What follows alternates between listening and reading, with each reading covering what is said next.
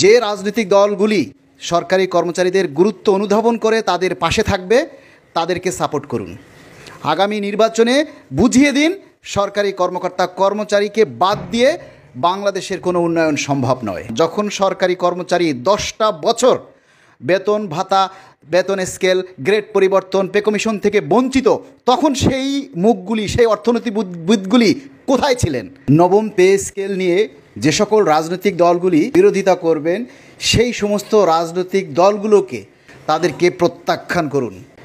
নবম pay scale নিয়ে যে সকল রাজনৈতিক দলগুলি ভিন্নমত পোষণ করবেন, বিরোধিতা করবেন, সেই সমস্ত রাজনৈতিক দলগুলোকে বাংলাদেশের সকল সরকারি কর্মকর্তা এবং কর্মচারী, প্রায় 18 লক্ষ কর্মকর্তা কর্মচারী এবং তাদের পরিবার সহ প্রায় 2 কোটি ভোটার, তাদেরকে প্রত্যাখ্যান করুন। যে রাজনৈতিক দলগুলি সরকারি কর্মচারীদের গুরুত্ব অনুধাবন করে তাদের পাশে থাকবে তাদেরকে সাপোর্ট করুন। আগামী নির্বাচনে বুঝিয়ে দিন সরকারি কর্মকর্তা কর্মচারীকে বাদ দিয়ে বাংলাদেশের কোনো উন্নয়ন সম্ভব নয়। আর যে সমস্ত এডিবি বা অন্যান্য যে সংস্থাগুলি আছে যারা এই মহার্ঘ ভাতা কিংবা নবম পে কমিশন এবং সরকারি কর্মচারীদের আর্থিক সুবিধা প্রদানের বিপক্ষে বিরোধিতা করবেন, তাদের প্রতি তীব্র ঘৃণা পোষণ করছি এবং তাদের প্রতিবাদ জানাচ্ছি। আপনারাও তাদের বিরুদ্ধে প্রতিবাদ জানান। যখন সরকারি কর্মচারী 10টা বছর বেতন ভাতা, বেতন স্কেল, গ্রেড পরিবর্তন, পে কমিশন থেকে বঞ্চিত, তখন সেই মুখগুলি, সেই অর্থনীতিবিদগুলি কোথায় ছিলেন?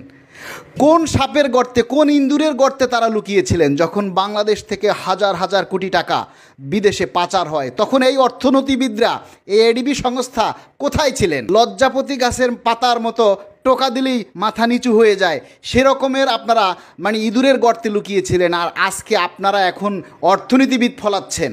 এই সমস্ত যারা করবে তাদের সবাইকে প্রত্যাখ্যান করুন এবং প্রতিবাদ করুন। সবাই রুখে দাঁড়ান।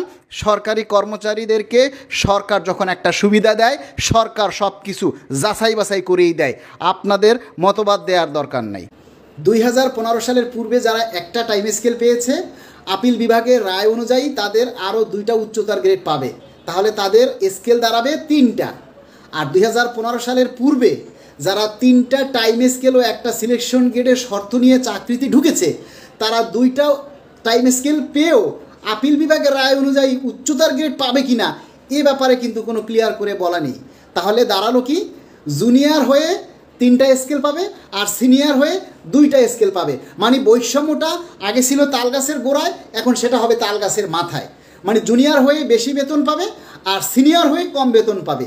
এটাই হলো 24শে জুলাইয়ের বৈষম্যহীন বাংলাদেশ। আমরা এই বাংলাদেশ চাই না। আমরা চাই এই বৈষম্য কমিয়ে, যদি 15 সালের পূর্বে একটা পেয়ে আরও 2টা পায়, তাহলে 15 সালের পূর্বে যারা 2টা পেয়েছে তারা যেন কমপক্ষে আরও একটা উচ্চতর গ্রেড পায়।